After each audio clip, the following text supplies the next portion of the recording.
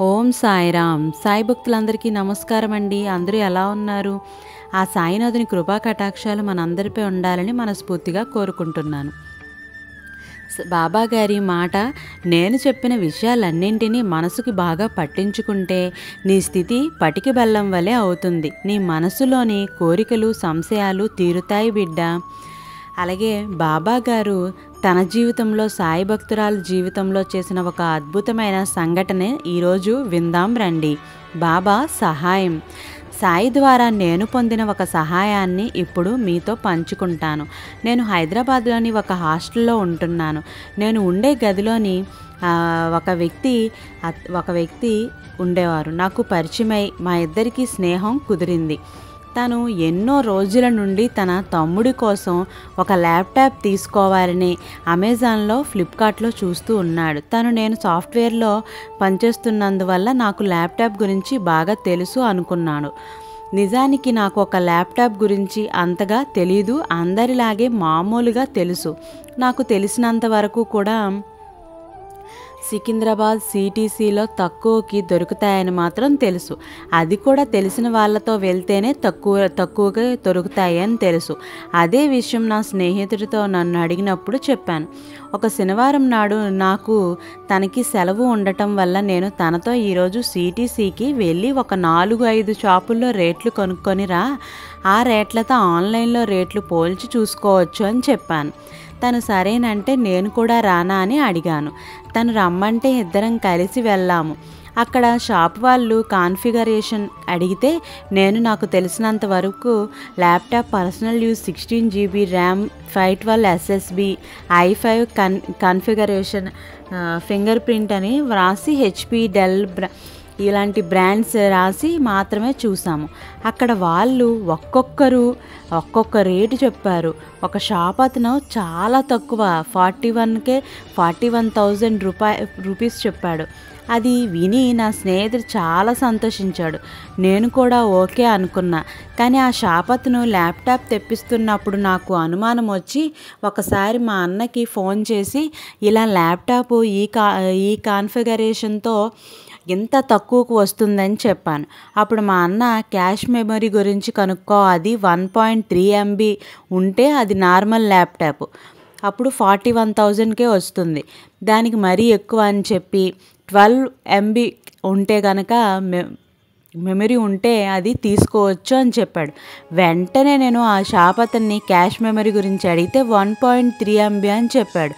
అప్పుడు ఎందుకు తక్కువకి ఇస్తున్నాడే అర్థమయ్యి 12 MB క్యాష్ మెమరీ రేట్ చెప్పమన్నాను.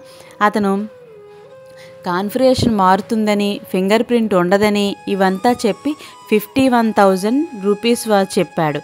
మాకు 48,000కి ఇస్తానని అన్నాడు. మేము ఆలోచించుకొని తక్కువకే ఇస్తున్నాడు కదా అని సరే ఇవ్వండి అన్నాం. నా స్నేహితుడు తన క్రెడిట్ కార్డు ఇచ్చి డిస్కౌంట్ అన్నీ పోను ఈఎంఐ వంటివన్నీ చూసుకున్నాడు. ఆ షాప్ అతను ఈఎంఐ కాన్వర్జేషన్ చేసి పిన్ ఎంటర్ చేయమని మాకు ఇచ్చాడు. అందులో మేము చూస్తే ఈఎంఐ 48,000కి బదులు 44,000 పడింది.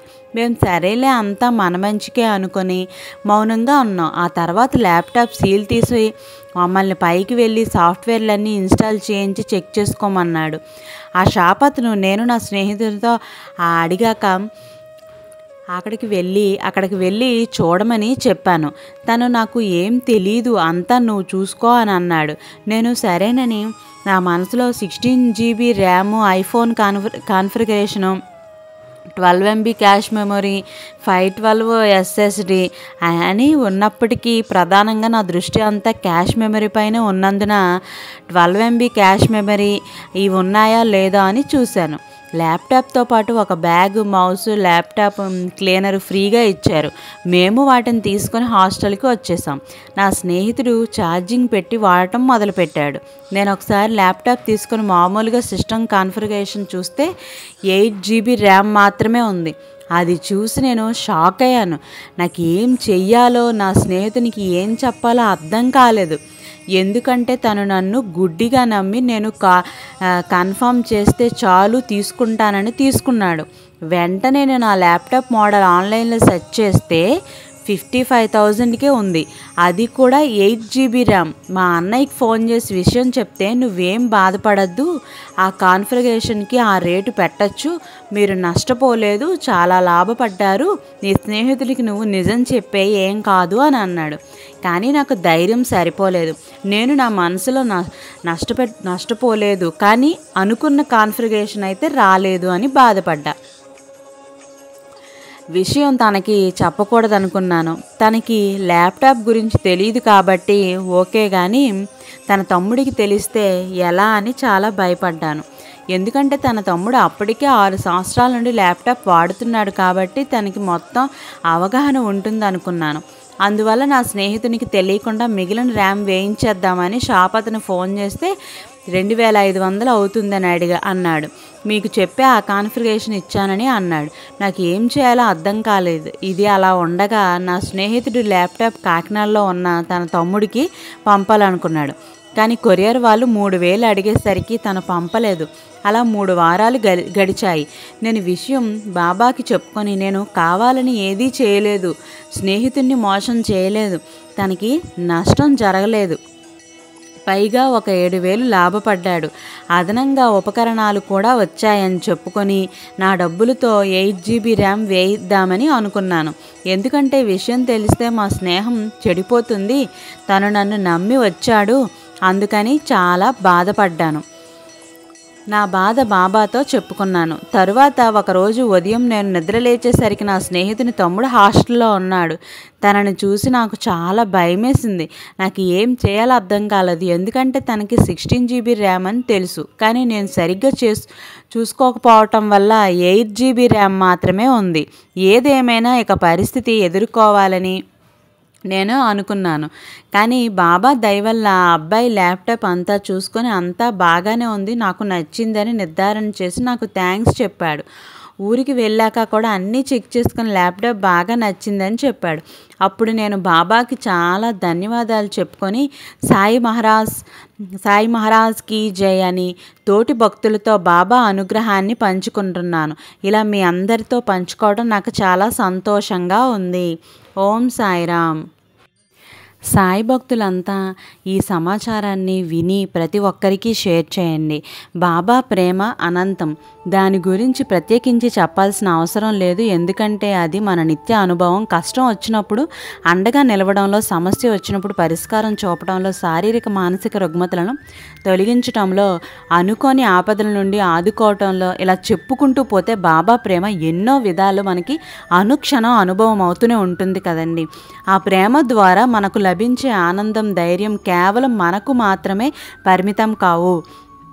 మన అనుభవాలని తోటి భక్తులతో పంచుకోవటం వల్ల వాళ్ళు కూడా ఆనందాన్ని, ప్రేమను ఆస్వాదిస్తారని కోరుకుంటున్నాను.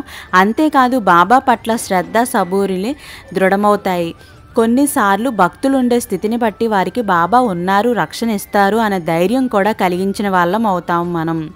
కొన్ని ప్రయోజనాలు మాత్రమే కాదు, బాబా ఏ అనుభవం ద్వారా ఏ భక్తుని ఏ రీతిలో అనుగ్రహిస్తారో మనం ఊహించలేము. అంటే అనుభవాల రూపంలో మనం పంచుకునే బాబా ప్రేమ ఎన్నో విధాలు ఎందరికో ఎంతో ఉపయుక్తం కాగలదని చెప్తున్నాము. అలాగే బాబా గారు ఎప్పుడైతే నువ్వు చేసే పనిలో ఎప్పుడూ కూడా శ్రమ పడాల్సినంత ఏమీ లేదు, నువ్వు ఏదైతే అనుకుంటున్నావో నీకు జరిగిన అనుభవాన్ని మాత్రమే నువ్వు ప్రతి ఒక్కరితోని చెప్పటం వల్ల నీకు మంచే జరుగుతుంది.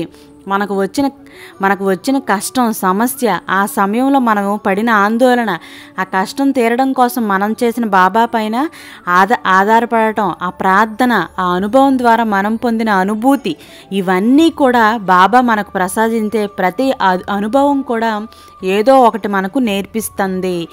అది గ్రహించగలిగితే ఖచ్చితంగా మీరు బాబా పైన ఆ ప్రేమని, అనుభూతిని చెందుతూ చెప్పండి. తోటి భక్తులు కూడా ఎంతో ఆనందిస్తారు. మీకు ఆ బాబా గారు ప్రసాదించిన అనుభవాలని మీకు తెలిసినది ప్రతి ఒక్కరితోని షేర్ చేసుకోవటం వల్ల మీకు ఇంకా మంచి జరుగుతుంది. ఇంకా ఎలా ఉండాలి, ఏంటి, ఆ నడవడికలు అన్నీ తెలుస్తాయి. ఖచ్చితంగా బాబా గారిని సమర్థ సద్గురు శ్రీ సాయినాథ్ మహారాజ్కి జై. రేపటి వీడియోలో మళ్ళీ కలుద్దాం. సర్వే జన సుఖినో భవంతు.